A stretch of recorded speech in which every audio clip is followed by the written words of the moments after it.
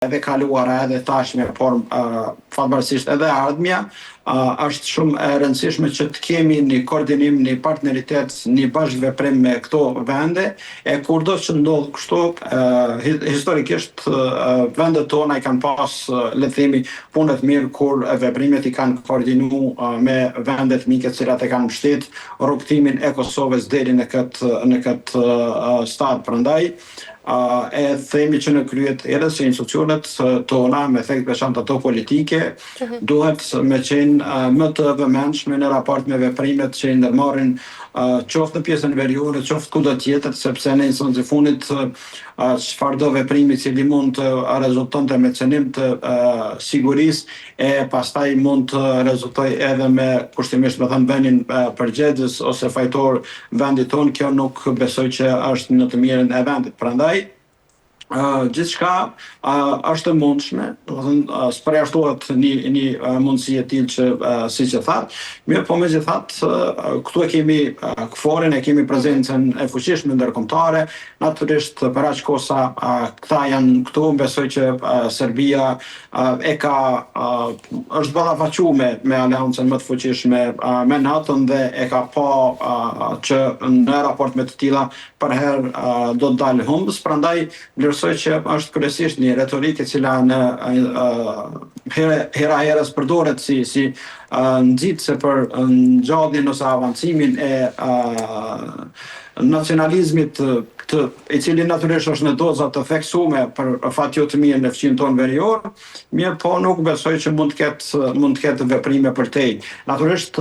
vazhdon akoma me qenë e brisht situata e sigurisë në pjesën veriore, mirë po megjithatë vlerësoj që institucionet tona të zbatimit të ligjit janë mjaftueshëm të përgatitura dhe të vëmendshme që për ta parandaluar dhe për të vepruar konform përgjegjësive që kanë çfarëdo situate të tillë. Me qenë se jemi pikërisht këto aleancat, zoti Bayraktari, nuk e di nëse kemi në Ballkan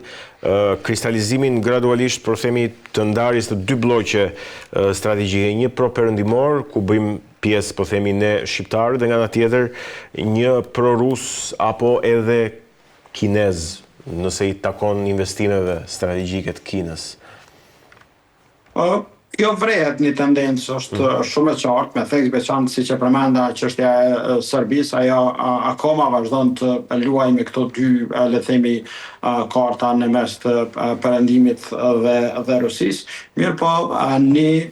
kur po flas ne, po nën kuptoj Kosova, Shqipëria edhe vendet tjera të rajonit, nuk besoj që duhet me pas alternativa dhe faktikisht edhe nuk kemi, edhe nuk duhet me synu, e kemi perëndimin, madje Shqipëria është edhe vend i NATO-s, prandaj vlerësoj që ne prandaj po them që është shumë e rëndësishme që veprimet tona të jenë të koordinuara, ku e merr me pas mundësi hapësirë që me qenë partner, me qenë koordinues i veprimeve me shtetet më të fuqishme të perëndimit, përfshirë Shtetet e Bashkuara të Amerikës. E qartë, avokat, nga ana tjetër, politologu bosnjak Jasmin Mujanović, i cili gjithmonë ka qenë pra një zë kritik i Serbisë, ka deklaruar gjithashtu se dialogu mes Kosovës dhe Serbisë ka përfunduar, duke cilësuar pra sigurisht raportin aktual mes dy vendeve si një luftë të ftohtë në çdo aspekt. Pra, si e shihni këtë analizë? A ka përfunduar vërtet dialogu mes Kosovës edhe Serbisë? Shiko, çështja e dialogut duhet me pas parasysh që ka qenë investim i jashtëzakonshëm i Brukselit. Pavarësisht faktit që nuk është arrit mjaftueshëm rezultat, megjithatë vlerësoj që sado që shtyhet kjo, në instancën e fundit nuk është mirë edhe për neve si shtet, por natyrisht edhe për Serbinë, sepse pa i rregullu raportet ndërmjet veti, ne do ta kemi gjithë më larg Brukselit. Duke qenë se së paku nga ana jonë, synim, njëri prej synimeve kryesore është inkuadrimi në strukturat euroatlantike, Prandaj vlerësoj që herët ose vonë palët duhet t'i kthehen truezës diskutimeve në mënyrë që një herë për gjithmonë t'i rregullojnë raportet në rast se eventualisht e duan Brukselin, e duan Evropën, e duan antarësimin e mekanizmat ndërkombëtar. Për aq kohë sa vendet fqinj kanë probleme ndërmjet vete, natyrisht që është normale që vendet e Bashkimit Evropian nuk duan që problemin ndërmjet këtë rast Kosovës dhe Serbisë ta bartin në nivel të vendeve të Evropës, sepse në instancë e fundit njëra prej parakushteve kryesore për rrugtimin në strukturat euroatlantike është fqinësia e mirë. E pa një fqinësi të mirë, natyrisht që nuk kemi çka të kërkojmë tutje. Por, për aq kohë sa në krye të fqinjit tonë verior, qëndron një person i cili me propagandë dhe jo vetëm i ka shërbyer një regjimi genocidal, atë natyrisht që vështirë se do të mund të kemi ndryshim të diskursit, mirë po shpresojmë që do të kemi gradualisht ndryshim edhe të skenës pse jo politike në Serbi dhe gjithnjë e më shumë edhe më shpejt sa e kuptojnë realitetin në raport me Kosovën, unë besoj që do të jetë edhe në të mirën e tyre, por në instancë fundit edhe në të mirën e rajonit në përgjithësi. Në fakt, unë doja t'ju pyesja çfarë shënoi sulmi terrorist i Banjskës në gjithë vijimësinë e dialogut dhe nëse ishte pikërisht siç e cilësova akt terrorist, a vlen të thuhet që dialogu nga ana e Serbisë nuk ka qenë asnjëherë i sinqert? Natyrisht është akt terrorist me përmasa të agresionit. Në bindjen time, aspekti politik nuk e ka, në Kosovë për flasim, nuk e ka mjaftueshëm, nuk e ka përdorur, le të themi, ose nuk ka pas mundësi me u adresu mjaftueshëm çështja për faktin se që në ditët e para kur ka ndodhur ngjarja tragjike e 24 shtatorit, unë kam thënë që duhet ky proces të shikohet në dy prizma. E para që të analizohet dhe të shikohet në drejtim të asaj që janë përgjegjës organet e zbatimit të ligjit, prokuroria speciale dhe institucionet e tjera në drejtim të identifikimit dhe vënies para përgjegjësisë së kryerësve të këtij akti. Dhe njëkohësisht institucionet tona të sigurisë, për herë po flasim ato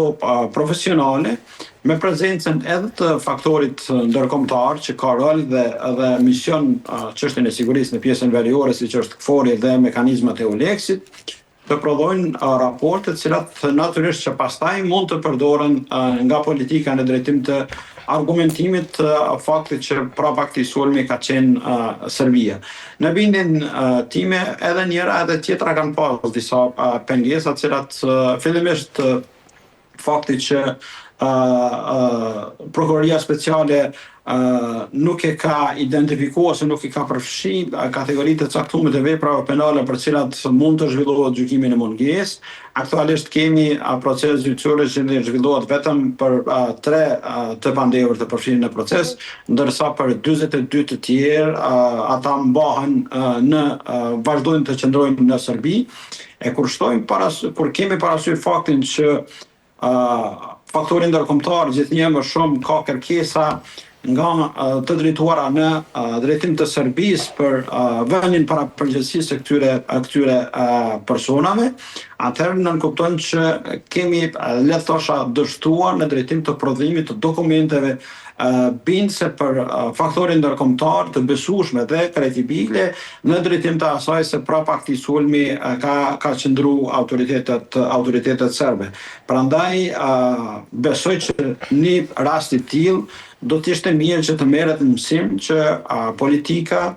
në stadet të caktuara të zhvillimeve të ngjarjeve fillimisht i mbaj duart lart derisa të prodhohen dokumente në mënyrë që ato pastaj të jenë të besueshme dhe pas prodhimit të tyre, atë natyrisht që të angazhohet diplomacia në drejtim të sensibilizimit të mjaftueshëm të opinionit ndërkombëtar në drejtim të faktit që prapa këtij sulmi ka qëndruar Serbia. Avokat, se i përket faktorit ndërkombëtar, mendoni se Serbia ka qenë më e faktorizuar për sa i përket edhe takimeve që janë bërë për dialogun mes Kosovës dhe Serbisë këtu pra nga Petković, Bislimi, Lajçak,